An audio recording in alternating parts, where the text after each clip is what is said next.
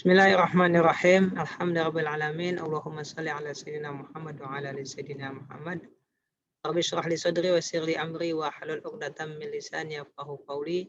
Rabbana zidna ilma wa zidna fahma. Subhanaka la ilma lana illa ma 'allamtana innaka antal alimul hakim. Para pelajar, para mahasiswa, kaum muslimin dimanapun yang berada yang setia mengikuti pelajaran kelas usul fiqh. Assalamualaikum warahmatullahi wabarakatuh.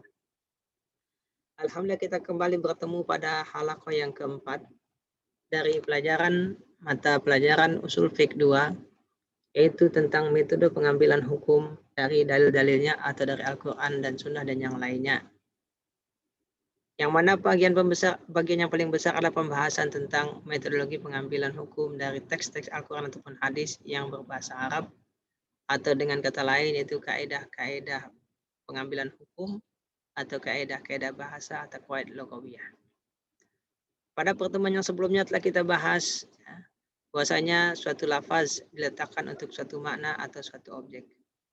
Dan kita telah membahas tentang objek di mana suatu lafaz yang memiliki atau yang menunjukkan atau diletakkan untuk satu atau lebih objek dan terbatas disebut dengan khas. Dan jika dia diletakkan untuk banyak objek tidak terbatas maka disebut dengan am.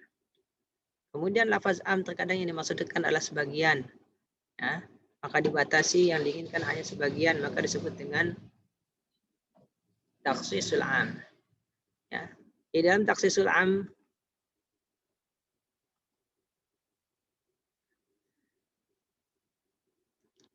telah dibahas tentang jumlah objek yang ditunjukkan oleh sebuah lafaz. Kemudian pada topik takhsisul am yang pada pekan yang lalu dibahas tentang pembatasan jumlah objek yang ditunjukkan oleh sebuah lafaz atau yang diinginkan oleh pembicara. Jadi takhsisul am pembatasan jumlah objek yang ditunjukkan oleh sebuah lafaz atau yang diinginkan oleh pembicara. Nah, kini pada topik kita kali ini akan membahas tentang pembatasan sifat yang ditunjukkan oleh sebuah lafaz. Artinya sebuah objek mungkin memiliki sifat yang tidak terbatas, namun dibatasi dengan menyebutkan sifat yang diinginkan oleh si pembicara. Jadi pada pembahasan kita kali ini yang dibatasilah sifatnya. Pada pembahasan yang lalu yang dibatasilah jumlah objek. Pada pertemuan kali ini diharapkan mahasiswa dapat menjelaskan pengertian lafaz mutlak dan lafaz muqayyad, dapat mengidentifikasi mana lafaz mutlak dan lafaz muqayyad, dapat pula menjelaskan hukum lafaz mutlak dan lafaz muqayyad, dapat menjelaskan hukum lafaz yang di satu tempat disebut secara mutlak dan di tempat lain disebut secara muqayyad. Dan juga dapat menjelaskan keterkaitan antara lafaz mutlak dan lafaz am. Sehingga yang akan kita pelajari pada kesempatan kali ini adalah tentang definisi mutlak dan muqayyad, dalil muqayyid, hukum mutlak dan muqayyad, mempersamakan hukum mutlak dengan muqayyad, antara am dan mutlak. Dalam definisi tentu kita akan mendefinisikan mutlak dan muqayyad. Dalil muqayyid ada dua macam, muttasil dan munfasil. Begitu juga dalam membahas tentang hukum mutlak dan muqayyad akan kita pelajari. Adapun mempersamakan hukum mutlak dengan muqayyad, itu kita tinjau dari hukum dan sebab. Kita mulai dari definisi mutlak dan muqayyad. Apa itu mutlak? Secara etimologi mutlak arti tidak diikat. Berarti lepas atau tidak diikat. Atlaqa yutliku atau melepas. Berarti mutlakun isul maf'ul dari atlaqa, yang berarti melepas atau dilepas, mutlakun dilepas atau tidak diikat. Adapun sebagai sebuah istilah, mutlak adalah sebuah lafaz yang menunjukkan satu objek atau lebih, namun tidak tertentu objeknya mana yang diinginkan oleh si pembicara. Tidak tentukan, jadi pembicara tidak menentukan objek mana yang diinginkan. Dan tidak ada ikatan yang berbentuk lafaz. Objeknya disebutkan oleh pembicara dan pembicara tidak menentukan objeknya yang mana, tidak pula dipertegas dengan suatu sifat. Contohnya kalimat baqaratun, safi, raqabatun, budak. Nah, adapun muqayyad secara etimologi artinya diikat. Berarti suatu lafaz diikat. Diikat dengan apa? Diikat dengan suatu sifat. Jadi kalau baqaratun raqabah ini lafaznya tidak diikat dengan satu sifat. Secara istilah, muqayyad artinya sebuah lafaz yang menunjukkan satu objek atau lebih, namun tidak tertentu jumlahnya dan diiringi. Nah, ini perbedaannya apa? Dan diiringi dengan sebuah sifat. berbentuk lafaz yang mengikatnya. Jadi kalau mutlak itu tidak ada ikatan berbentuk lafaz, kalau di sini ada ikatan berbentuk lafaz. Kalimat raqabah tadi kita tambahkan jadi raqabatun mu'minah. Berarti mu'minah di sini sifat. Di raqabahnya harus mu'minah, bukan kafirah atau yang lainnya. Baqaratun safra. Baqarahnya safra, bukan hamra, bukan zarqa, bukan sauda, tapi safra. Berarti dibatasi baqarah yang safra. Jadi pembatasannya pada sifatnya. Seperti itu. Jadi ditentukan, ya, dibatasi dengan sifat. Dan sifat ini disebutkan dalam bentuk lafaz. Ya. Nah, itulah yang disebut dengan mutlak dan muqayyad. Ya, jadi kalau baqaratun mutlak, kalau baqaratun safra muqayyad. Kalimat baqarah diikat dengan kalimat safra. Raqabatun, ya, mutlak, ya, ditambah dengan mukminah, raqabatun mukminah menjadi muqayyad. Ya, diikat dengan kalimat mukminah, berarti mukminahnya ini pengikatnya. Secara hukum, ya, suatu lafaz yang mutlak berlaku mutlak, tidak boleh diikat dengan ikatan apapun. Jadi kalau memang teksnya mutlak nggak boleh kita ikat kecuali jika ada dalil yang mengikatnya. Ya.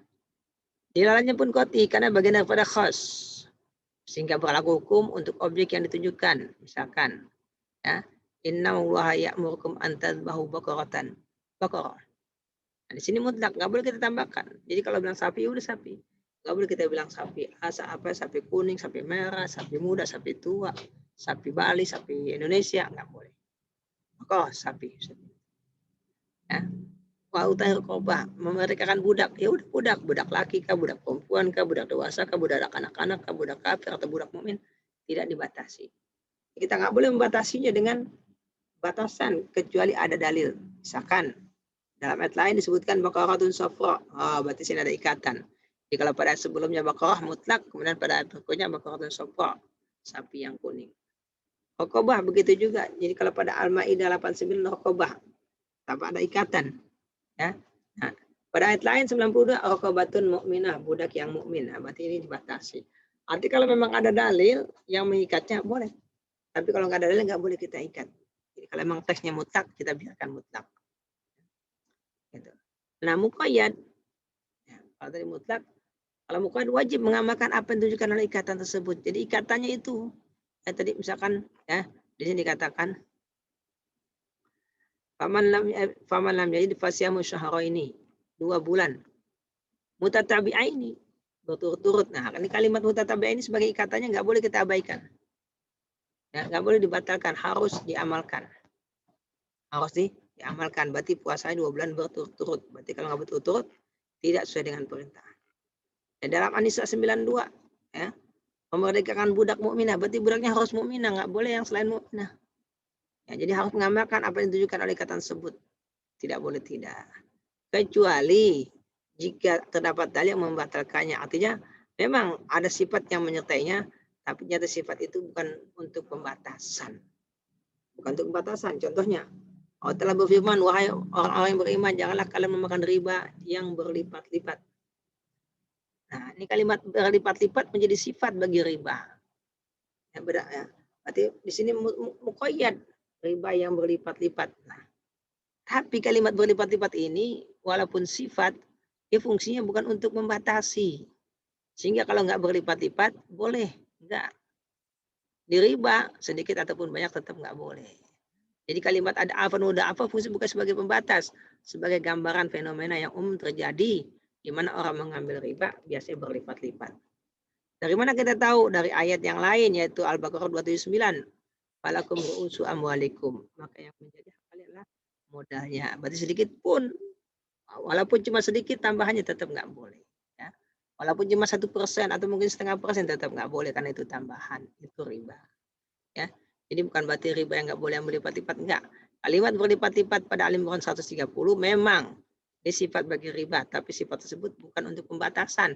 Sehingga riba yang haram hanya berlipat-lipat, yang nggak berlipat-lipat nggak haram, bukan. Ya, di sini fungsinya untuk apa?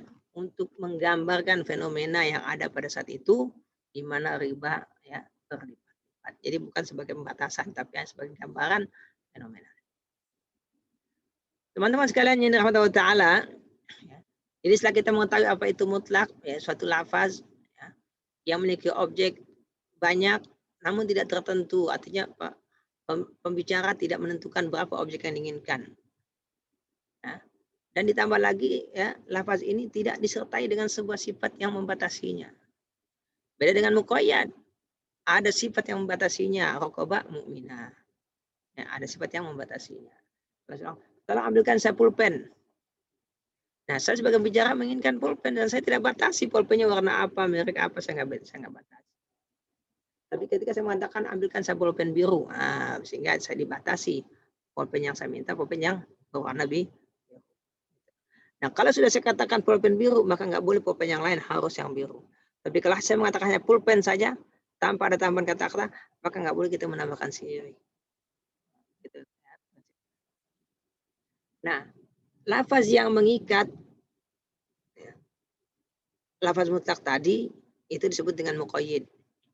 Nah, muqayyid ada dua macam, ada mutasil, ada munfasil. Mutasil artinya bersambung, munfasil terpisah. Bersambung artinya antara mutlak dengan muqayyidnya dengan pengikatnya, itu berdampingan langsung. Seperti syahraini mutatabi'aini. Syahraini mutlak, tapi ditambah dengan mutatabi'aini dia menjadi muqayyad. Nah, mutatabi'aini muqayyidnya, pengikatnya. Raqabatin mu'minah, raqabah mutlak, mukminah pengikatnya sehingga menjadi muqayyad. Karena raqabah yang tadinya mutlak diikat dengan mukminah, dia menjadi muqayyad. Nah, mukminahnya ini adalah pengikatnya. Nah, ini contoh yang mutasil. Kenapa? Karena antara sifat dengan yang disifatinya berdempetan. Nah, sekarang terpisah. Contohnya, mbak diwasiatin yusibia. Wasiat ini mutlak. Tidak dibatasi jumlahnya, nggak dibatasi sifat mutlaknya. Mutlak. Nah, ternyata ada hadis yang menjelaskan wasiat yang dibolehkanlah wasiat yang sepertiga atau kurang dari sepertiga. Ya. Nah, kalimat as-sulus di sini yang menjadi muqayyid bagi wasiat. Seakan-akan setelah membadi wasiatin, setelah berwasiat sebanyak sepertiga atau kurang, nggak boleh lebih. Nah, sekarang pembahasan berikutnya. Terkadang dalam Al-Quran kita temukan suatu lafaz disebutkan mutlak, di tempat lain disebutkan muqayyad. Ya, mungkin permasalahan sama, mungkin permasalahan yang berbeda. Pertanyaannya, apakah lafaz yang mutlak ini akan kita samakan dengan yang muqayyad? Misalkan kita ketemu lafaz raqabah pada ayat ini. Pada ayat lain kita menemukan raqabah mukminah. Apakah kalimat raqabah pada ayat pertama itu yang tadinya mutlak disamakan dengan yang muqayyad itu raqabah mukminah, sehingga semua raqabah yang diminta mukminah, baik pada ayat yang tidak menyebutkan sifat juga pada ayat yang menyebutkan sifat. Nah, ini jawabannya tergantung masalahnya. Ya. Jadi ada 4 kategori. Ya, semua tinjauannya hukum dan sebab. Ya. Pertama, hukum dan sebabnya sama. Artinya antara mutlak dengan muqayyad, hukumnya sama, sebabnya sama. Yang kedua, perbedaan hukum dan perbedaan sebab. Ya. Sebab ya, hukum antara mutlak dengan muqayyad hukumnya beda. Sebab hukum tersebut juga beda. Yang ketiga, perbedaan hukum dan kesamaan sebab. Hukumnya sama antara mutlak dengan muqayyad, tapi sebabnya, maaf saya ulangi lagi, hukumnya berbeda, tapi sebabnya sama. Ini yang ketiga. Yang keempat, ya, kesamaan hukum, artinya hukumnya sama, tapi sebab hukumnya berbeda. Nah, ini untuk lebih jelasnya kita bahas satu persatu dengan contoh. Kita mulai dari kesamaan hukum dan kesamaan sebab. Artinya antara lafaz mutlak dengan lafaz muqayyad, hukumnya sama dan sebabnya sama. Kita lihat di sini contohnya. Hurimat alaikumul maitatu waddamu wa lahmul khinzir. Ayat yang kedua, qul la ajidu fima uhiya ilayya muharraman ala ta'imin yat'amu illa yakuna maitatan aw daman masfuhan aw lahma khinzir. Nah, di sini kita lihat kalimat dam. Pada ayat pertama mutlak, enggak disebutkan darah apa, seberapa banyak dan seterusnya. Tapi pada ayat kedua disebutkan darah yang diharamkan, darah yang masfuh, yaitu darah yang keluar dari tubuh hewan karena setelah disembelih. Adapun darah itu dikumpulkan kemudian menjadi makanan, maka itu haram dimakan. Gitu. Pada ayat kedua ini. Ya. Di ayat pertama hanya dam, darah, enggak membatasi dengan kata-kata apapun. Ya. Yang kedua, daman masfuhan, darah yang mengalir. Apakah darah pada ayat pertama hukumnya samakan dengan darah pada ayat kedua, sehingga darah yang haram yang mengalir. Ya. Walaupun pada Al-Maidah ayat 3 tidak sebutkan darah yang seperti apa. Nah, ini kita lihat penjelasannya. Hukum di kedua ayat sama, yaitu tentang keharaman memakan darah. Hurimat alaikumul maitah wa dam, ya. Keharaman tentang memakan darah. Nah, sebabnya juga sama, ya. Apa sebabnya? Ya, gitu. Dibolehkannya, maaf, saya ulangi lagi, diharamkannya makan darah, kan ada bahaya yang timbul dari makannya. Sebabnya sama. Di antara dam pada ayat pertama dengan dam pada ayat kedua membahas hal yang sama, yaitu keharaman memakan darah. Dan sebab keharamannya pun sama, sama-sama darah membahayakan sehingga diharamkan. Gitu. Sehingga kesimpulannya, hukum pada masalah ini adalah mutlak, yaitu pada ayat pertama disamakan hukumnya dengan muqayyad, sehingga menjadi hurimat alaikumul matatu wad damul masfu'. Seakan-akan seperti itu. Jadi darah yang dilarang, darah yang mengalir, ya, yaitu yang keluar saat disembelih. Ya. Sehingga darah yang diharamkan adalah darah yang mengalir pada saat disembelih. Adapun darah yang ada pada daging menempel, ya, atau hati yang memang terbuat dari darah, itu semua dibolehkan. Kenapa? Karena nggak mengalir. Yang mengalir, misalkan kita luka, keluar darah mengalir. Kami kita sembelih, keluar darah mengalir. Nah, itu darah yang diharamkan. Adapun darah yang menempel pada daging itu nggak diharamkan. Atau darah yang menempel di sisa tulang itu pun nggak diharamkan. Atau darah yang mengapung, ya, di air di dalam panci yang dimasak, nah, itu juga nggak diharamkan. Kenapa? Karena itu bukan darah yang mengalir, tapi darah yang menetap atau berdiam pada tulang darah atau anggota tubuh lainnya. Selanjutnya yang kedua, perbedaan hukum dan perbedaan sebab. Artinya hukumnya berbeda, sebabnya berbeda. Kita lihat contoh berikut. Ya. As-sariqu was-sarqatu faqtu aydiyahuma. Pencuri laki-laki dan pencuri perempuan, potonglah tangan keduanya. Pada ayat yang lain, ya ayyuhalladzina amanu, wahai orang yang beriman, idza qumtum ila shalat, jika kalian berdiri untuk salat, fagsilu wujuhakum, maka cucilah muka kalian, wa aydiyakum ilal marafiq, dan tangan kalian sampai mirfaq. Nah, di sini kata aliyad pada ayat pertama itu mutlak, aydiyahuma, tangan. Nggak dibatasi. Sementara pada ayat kedua dibatasi, ilal marafiq, tangannya sampai siku. Apakah ayat pertama kita samakan dengan ayat yang kedua, di mana tangan yang wajib dipotong adalah sampai siku. Bukan hanya tangan secara mutlak, kalau secara mutlak dari pundak sampai ujung jari itu namanya tangan.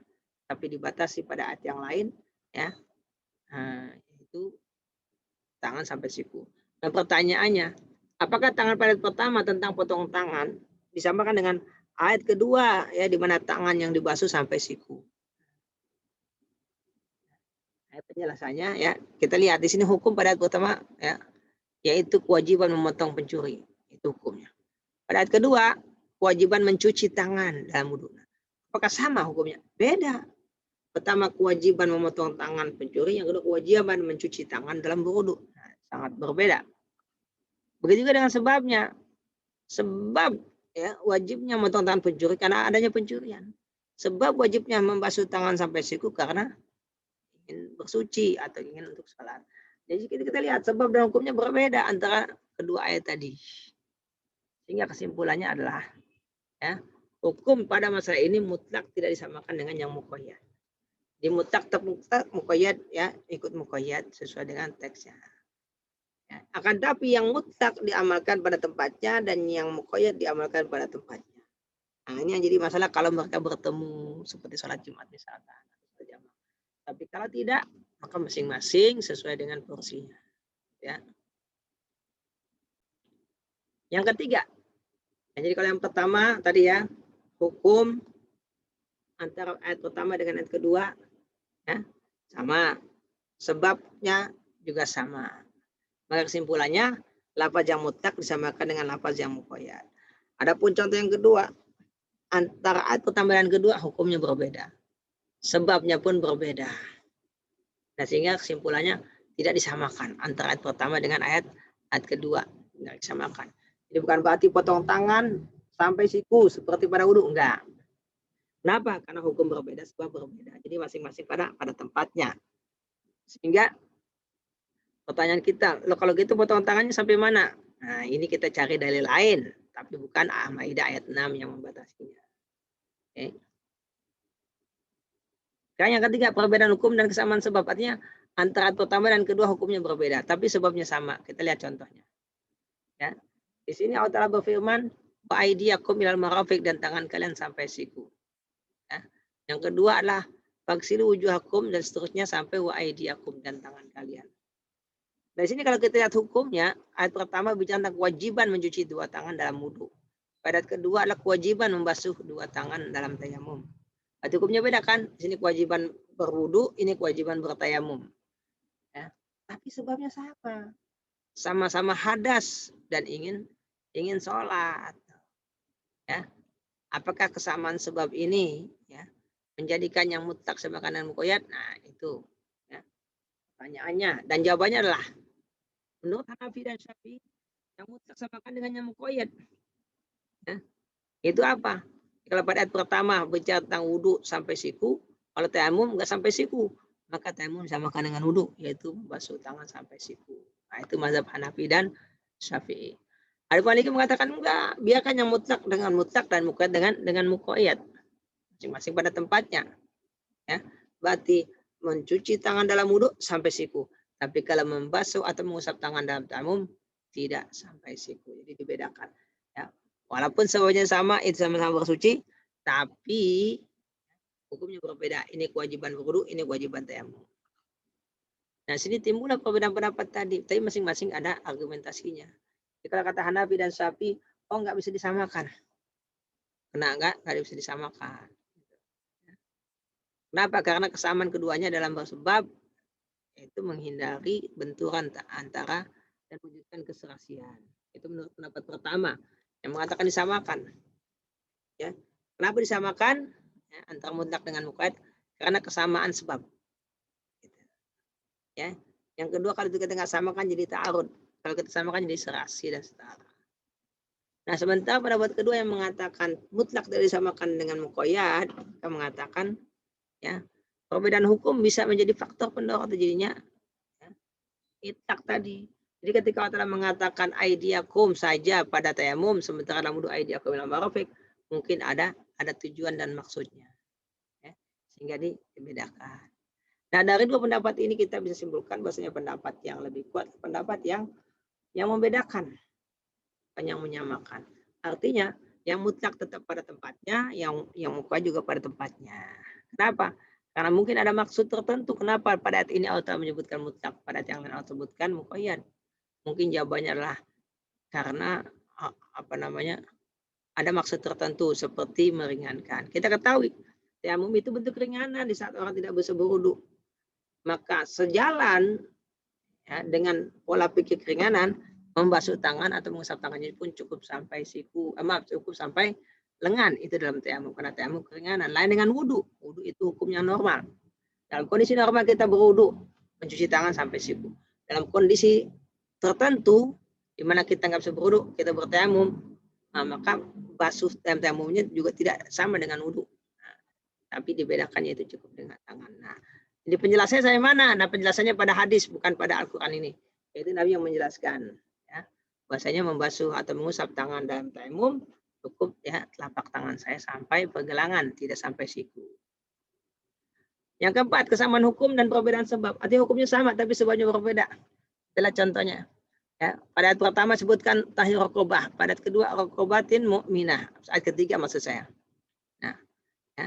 Di sini hukum pada ketiga sama, itu hukum kewajiban kafarah namanya. Ya. Walaupun sebabnya berbeda. Pertama, kenapa kafarah? Karena melanggar sumpah. Yang kedua, kenapa kafarah? Karena melakukan zihar terhadap istri. Yang ketiga, kenapa kafarah? Karena membunuh ya, tidak sengaja. Nah, ini semua hukumnya sama, sama-sama membayar kafarah. Ya, walaupun sebabnya berbeda. Sebabnya berbeda. Yang pertama sebabnya adalah ya karena sumpah yang dilanggar. Yang kedua ya sebabnya adalah karena karena zihar. Yang ketiga ya yaitu sebabnya karena membunuh tidak sengaja. Ini sebabnya berbeda.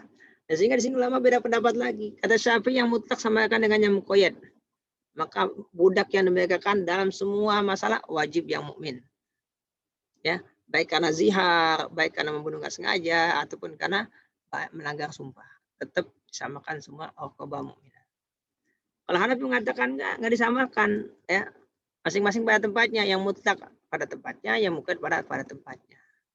Alasannya adalah di sini pendapat mengatakan Selama hukumnya sama, maka sepatutnya yang mutlak samakan dengan yang muqayyad. Ya, karena sama-sama kafarah. Sama-sama kafarah. Karena kalau enggak ada pertentangan, oh kok sini kafarah mukminah, rukun mukminah di sini rukun saja. Nah, itu kan ada pertentangan. Sehingga supaya enggak ada pertentangan, sehingga ada keserasian, maka disamakanlah yang mutlak dengan yang muqayyad karena hukumnya sama walaupun sebabnya berbeda. Adapun pendapat kedua yang membedakan, ya, kenapa? Karena mungkin di satu tempat Allah menyebutkan mutlak, tempat lain muqayyad, ya, ada tuh tujuan tertentu.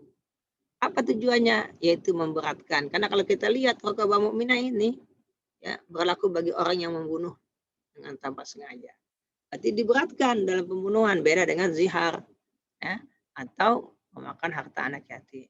Nah, itu ya lebih ringan dibanding dengan membunuh. Kalau membunuh berat, maka Allah Ta'ala tentukan raqabah yang harus dimerdekakan adalah raqabah yang mukmin. Sudah kita menjelaskan tentang hukum mutlak dan muqayyad, ya. Gimana jika pada satu tempat lafaz disebutkan mutlak, tempat lain muqayyad, gimana hukumnya? Nah, ada dua masalah yang ulama sepakat, yaitu pertama, kalau hukum dan sebabnya sama, maka yang mutlak samakan dengan yang muqayyad, seperti contoh darah. Ya. Nah, jika hukumnya berbeda, sebabnya berbeda, maka nggak bisa kita samakan, seperti ya memotong tangan dengan basuh tangan dalam wudhu. Nah, itu hukumnya beda, sebabnya beda. Maka nggak boleh kita menyimpulkan, oh kalau gitu tangannya dipotong itu sampai siku seperti yang ada di wudhu. Oh, nggak boleh. Ya. Nah, sementara bentuk yang ketiga, ya hukumnya berbeda, tapi sebabnya sama. Sebabnya sama. Hukumnya berbeda-beda, tapi sebabnya sama. Nah, ini juga dibedakan. Ya. Hukumnya berbeda. Contohnya tayamum dengan wudhu, sangat beda. Nah, sebabnya tapi sama, yaitu hadas. Maka dalam tayamum sebutkan tangan secara mutlak, tapi dalam wudhu sebutkan tangan sampai siku. Apakah kita samakan sehingga tayamum pun sampai siku? Nah, ini ulama beda pendapat. Yang pertama mengatakan tidak disamakan. Ya, dalam wudhu sampai siku, tapi kalau dalam tayamum tidak sampai siku, cukup sampai pergelangan tangan. Ada mengatakan disamakan. Disamakan. Seperti ada dua pendapat tadi, kita bisa menunjukkan yang lebih kuatlah yang tidak disamakan. Kenapa?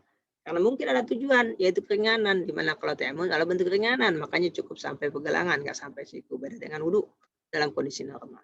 Yang keempat, hukumnya sama, sebabnya berbeda-beda. Itu contohnya kafarah. Mereka kan budak. Ya. Dalam kafarah zihar, budak tanpa ada tambahan. Ya.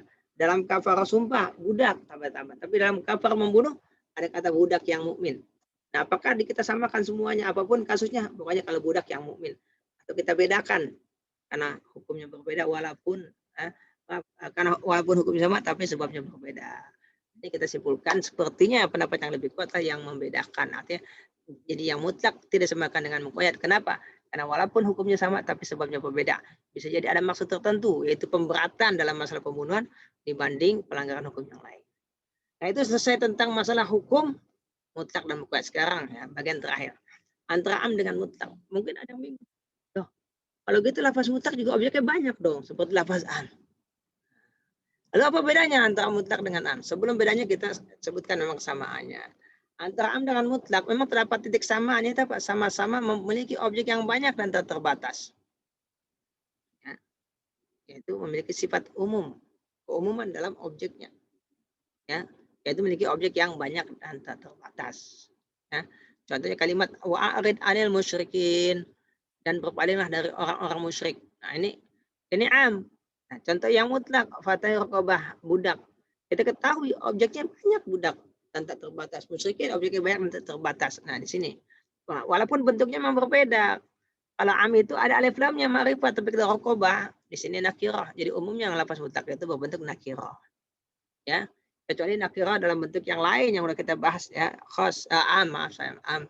Misalkan nakirah setelah ada nafyun, peniadaan, ya, atau larangan, ya, atau syarat. Nah, itu sehingga kalimat nakirahnya menjadi am, ya, bukan menjadi mutlak. Tapi kalau nggak pakai alif lam maka dia menjadi mutlak.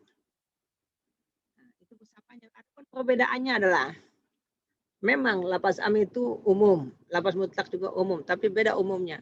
Kalau dalam lafaz am, ya, itu berhubungan dengan objeknya. Berarti semua orang musyrik orangnya, ya, gitu. Tapi dalam lapas mutlak umumnya itu pada sifatnya rokobah. Rokobah yang apa? Yang mukmin, yang kafir, yang besar, yang kecil, yang tua, yang muda, yang warna hitam, warna putih. Itu kan sifatnya banyak. Tambah sifat berarti ya nggak dibatasi. Umum berarti terserah mau sifat apa aja. Yang penting budak. Saya katakan, tolong berikan saya pulpen. Sini mutlak. Ya pulpen apa aja yang penting berikan saya satu. Tapi kalau saya katakan pulpen biru, maka jadi pulpen yang diinginkan pulpen biru. Jadi perbedaannya adalah keumuman dalam lapas am berhubungan dengan objek, sementara dalam khos dalam mutlak berhubungan dengan sifat. Kemudian perbedaan berikutnya yang cukup mendasar adalah, ya, kalau dalam lafaz mutlak itu yang diminta cuma satu, selesai sudah. Walaupun dua boleh, tapi ini diminta cuma satu. Jadi walaupun masih punya waktu kesempatan untuk banyak lagi, tetap cukup satu. Jadi Allah perintahkan membuat membeli sapi satu, udah satu selesai. Walaupun objek sapi itu banyak, ya. Ini bukan taksis, bukan, tapi dalam bentuk nakir. Seperti itu. Adapun am, itu semua objeknya harus kita kerjakan, nggak boleh sebagian. Kalau sebagian berarti kita belum melaksanakan hukum. Seperti wa'arid al-musyrikin, berpalinglah dari orang musyrik. Berarti siapapun orang musyrik itu berpaling. Nggak terbatas jumlahnya. Oke. Nah, kita ambil contoh lain lagi di sini. Au it'amun, memberi makan di hari yang paceklik atau sempit, yatiman. Yatiman di sini nakira. Jadi mutlak. Berarti satu orang yatim udah selesai. Mau lebih boleh, tapi yang wajib cuma satu. Au miskinan, satu orang miskin. Berarti kalau kita sudah memberi memberi makan satu orang miskin atau memberi makan satu orang yatim, itu kita sudah melaksanakan tugas. Tapi kalau harus semuanya. Harus semuanya. Hafizu ala salat, semua salat. Nggak boleh sebagian. Kalau sebagian berarti masih berhutang. Ya. Belum lunas. Ketiga, keumuman lapas mutlak alternatif. Arti kita boleh pilih. Misalkan objeknya ada 10, yang diminta satu, silakan pilih satu dari 10. Sementara keumuman dalam lapas am itu komprehensif, berarti mencakup semua. Berpaling dari orang musyrik, ya udah semua orang musyrik, jangan kita dekati. Merdekakan budak. Ini, ya. Di sini komprehensif, alternatif. Dari sekian banyak objek rokobah, itu hanya satu yang kita diminta. Berarti kita memilihnya. Oke. Nah, sebagai penutup. Di sebuah lapas diletakkan untuk satu objek dan makna. Seperti yang kita katakan di awal, ya segitiga semantik. Nah, pembahasan tentang objek sudah selesai. Ada am, ada taksis am. Nah, sekarang adalah pembahasan tentang maksud saya, ya. Hari ini juga kita membahas tentang objek, sudah selesai, itu pembatasan dengan sifat. Nah, berikutnya kita akan membahas tentang, ya, makna yang dikandung oleh sebuah lafaz. Demikian yang bisa kita pelajari pada kesempatan kali ini. Mudah-mudahan dapat dipahami. Jika ada yang belum dipahami, silahkan ditanyakan, tulis di kolom komentar. Jika Anda rasa pelajaran ini bagus, menarik, silahkan kasih like, ya. Jika Anda ingin tidak ketinggalan pembelajaran berikutnya, silahkan kasih lonceng.